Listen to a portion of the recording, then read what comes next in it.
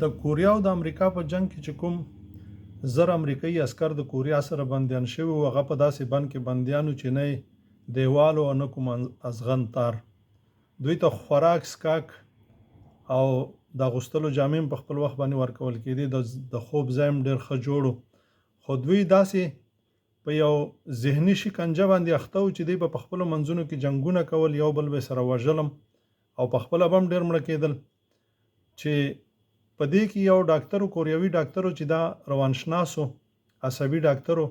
دی لاړه چې په دې کې څار پیل کړي چې دغه څه خبره ده چې دغه امریکایي ډاکټر داسې شکنجه کېږي. دا شکنجه دی معلومه کاندي چې دا څه خبره ده چې د کوریا دوی سره څه کوي. هغه چې کله دا وڅارل، ویې لیدل چې دوی ته خوراک، څښاک او دوی د خوب ځای او دوی دپاره د لوبو ځای، لوبغاړی هم درست کړی و او نه کوم بند و، نه کوم دیوال و، نه کوم یو ازغن تار و، خو دوی بیا ډېر پریشانه حال و او په خپل رنځ باندې اخته و. دا د دوی غټه شکنجه وه. نو ده وغوښتل چې دی وڅاري چې خبره څه ده. کله چې دا ډاکټر دغه 10,000 عسکر څاري چې ګوري په دې کې 4 خبرې پیدا کړي. دا ډاکټر بیا په خپل کتاب کې لیکي چې ما په دې کې ولیدل، اول دا چې د کوریا د بند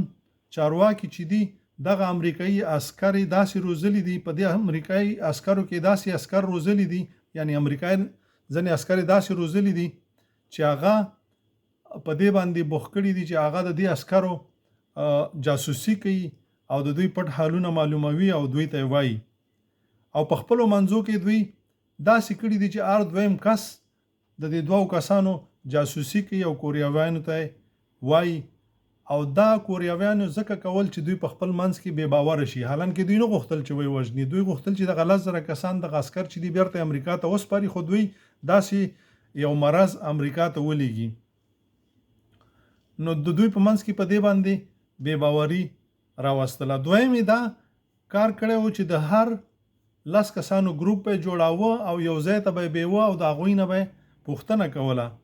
چې تاسو هغه خیانتونه چې د خپلو عسکرو سره کړي په جنگ کې، جنگي خیانات، چې تاسو به مرسته ورسره کولی شوه، نه به مو کوله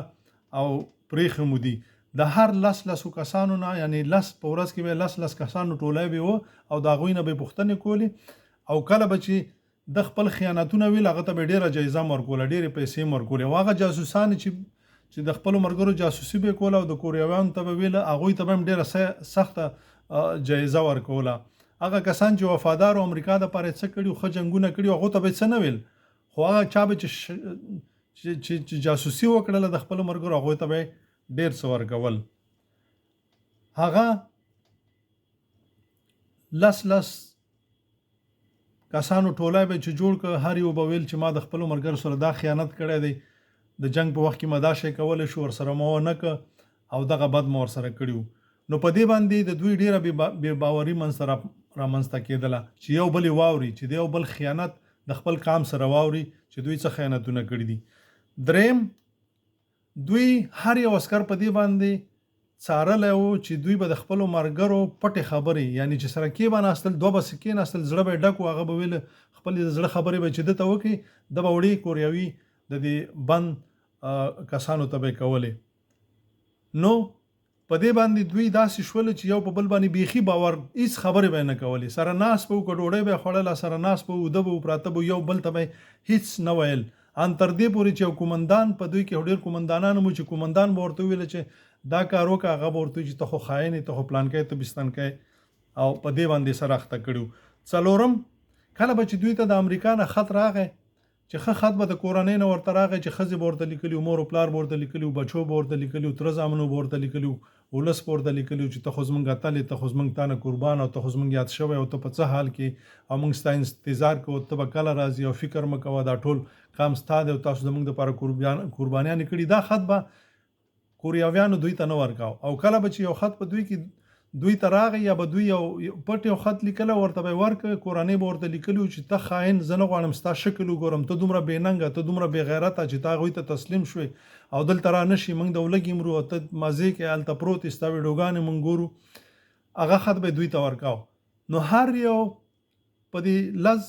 په دغه 10,000 کسانو کې چې څومره کسانو دغه ته دغه خطونه سره ورکړي وو چې د خپل کورنۍ نه دوی زړه بدی کړي وو او هیڅ کورنۍ ته ښه خطونه خو دوی نه ورکول. نو کله چې سور صلیب راغی او دوی را خلاص کړل او امریکا ته بوتل، هیڅ په دې عسکرو کې یو عسکر د خپل کور ته نه ته، ځکه چې دوی په منځ کې داسې بې باوریانې رامنځته شوې وي په خپلو عسکرو په منځو کې، د هغه کورنۍ نه چې کوم خطونه راغلي دوی نه غوښتل. او دوی په امریکا کې بیا څوک چې د پلونو لاندې پاتې کېدل، څوک چې روغتونونو ته لاړل او څوک چې په خپل مرګ باندې مړه شو، یعنی دومره په بد رنځ یې اخته کړو. نو عزیزانو زما د خبرې مطلب دا دی چې موږ او تاسې نن وګورو موږ په دغسې بد رنځ باندې همدغې کفارو اخته کړي وو چې موږ په خپل ملا باندې مفتي باندې باور نه لرو، مفتي په موږ باندې نه لري، همدغه مفتیان دي په موږ باندې فتوی ورکوي، موږ ورباندې وژني، موږ همدغسې کافر راته ښه ښکاري خو خپل ملا او مفتي راته بد ښکاري، همدغسې خپل مشران په دوی باندې موږ باور نه کوو، همدغه مشران په موږ باندې باور نه کوي. هر یو سړی چې راشي قصاب دی او خپله ګېډه ډکوي. عزیزانو دا بې باوري به د منځه وباسو، یو بل ته به لاس ورکو، که لاس ورنکو د بد نه به بدتر کېږو. الله مو ښاد و آباد لره. که ژوند غواړئ، که غواړئ چې په نړۍ کې ښه ژوند او د مرګ نه اوچتې سترګې د خدای په درګاه کې پیش شي، نو یو بل ته به لاس ورکوئ، یو د بل نه به قربانېږئ، یو د بل نه به ځان قربانوئ. او که نه همدغسې بې باوري زموږ او ستاسو په منځ کې یو د